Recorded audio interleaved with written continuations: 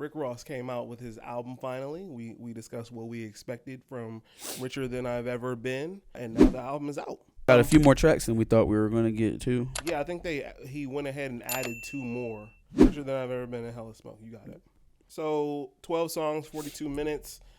Still not something that was extremely hard to get through lengthwise. I enjoyed the first couple tracks, and then unfortunately I got a little bored after a while. I hate to say it. This album didn't really do it for me as much as I thought it was going to, just because, like I said, it was like the first couple of tracks, you're getting into it, you're like, okay, we got the album, everything's going good. Benny the Butcher delivers an amazing verse on Rapper Estates. Yes, we did get what we wanted on Rapper Estates for sure. Yep. Even Warm Words in a Cold World was a decent song, but man, by the time that song was over, I think I was bored and Oh, you didn't like Wiggle with DreamDoll? No. You didn't like Wiggle with DreamDoll? I didn't like Wiggle. I didn't like Can't Be Broke with Young E and Ace. I didn't even like the Blast song. Why DreamDoll? Why DreamDoll? And maybe she just the new hotness. That's what I assumed when I seen that he picked her instead of like Meg, Cardi, Doja, Mulatto. Shit, Coi Leray probably would have made more sense than DreamDoll, I feel like.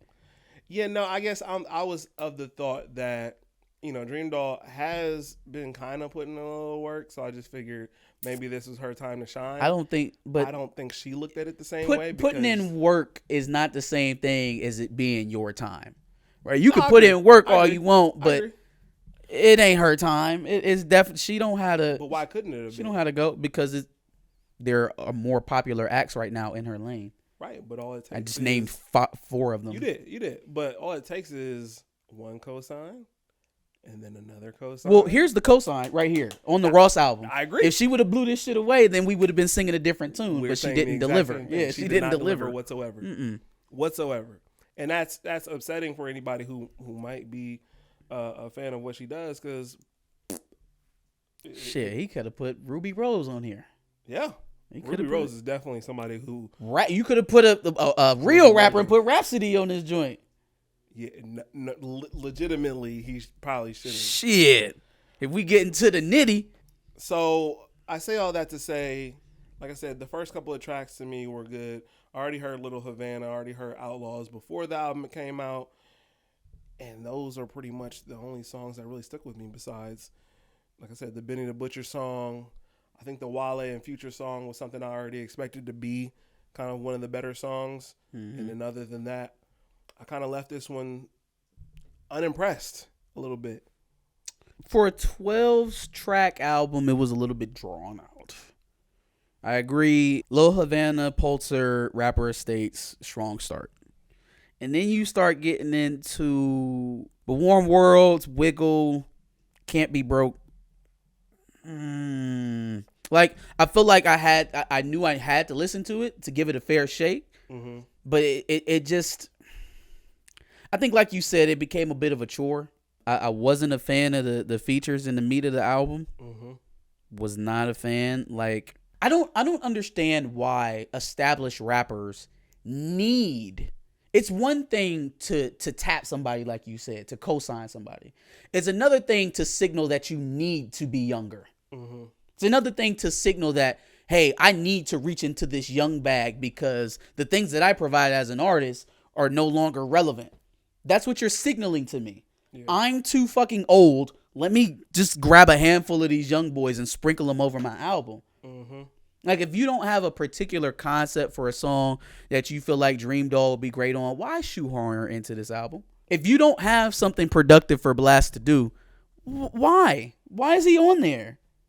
Blast can deliver a good hook. This just wasn't it. I feel like sometimes, and this may not be every artist, but sometimes I feel like they have songs in the tuck and then they choose artists to put on them instead of creating the song with the artist. Oh, yeah. No, that's definitely a thing that happens. Like, if you want to work with Blast, if you want Blast to be on your album, why not create a song with Blast instead of reaching into your archives and just pulling something out random that you feel like might work for him? Mm-hmm. Same thing with DreamDoll. Like, if you want to work with her and you want to co-sign her, why not create a song with her? No, I agree. I don't understand the concept of playing mix and match with artists on these already made songs. Well, in fact, It makes for lackluster albums in my that estimation. happens more than people actually get in the studio and collaborating with each other. And I don't think you have to be in the studio to collab. I'm just saying, make a new song, send it to her, have her lay her verse. It's not what happens these days. Either Rick Ross has an unfinished song and he sends it to somebody, or DreamDoll has one verse on a song and Rick Ross hears it and then takes it over. I'll get on that. Yeah. No. It's lackluster. It's lazy.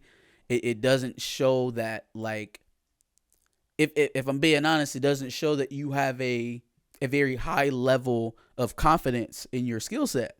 This is not what I expected of Ross. I would have expected, like, when I first heard the first couple tracks, I'm like, all right, this is kind of what I expected, is this kind of luxurious sound. And then we'll probably get into some trap songs, which we didn't get at all, I don't think. I don't think we ever got any kind of trap banger. And that's kind of what made it boring. Pulitzer? Mm. Pulitzer a little bit. Yeah. I think that's what kind of made it boring, though, is that, like, you have, like, 6 straight tracks of, like, this vibe, I guess, and then it just kind of never picks up momentum at all. He should have used Nas as an example. Just because you get old don't mean you have to rap old. Yeah. Right? Like, being older and having a bunch of money and being established and no longer doing young, dumb shit is not an excuse for making lackluster music. It's not. Yeah, no, I was expecting this album to be probably not top 5 or anything crazy like that, but one of the better albums this year, and it didn't deliver, unfortunately. So if I had to rate it something, it's probably going to be like a 5. 5 out of 10. That's where I was at. 5 out of 10. Well, give us your thoughts in the comments. What did you think of the album? Rated 1 through 10. Give us your thoughts. And make sure you check out our playlist below, full of album reviews just like this one. And make sure you subscribe. Every big album review, we make sure we take a listen and give you that review.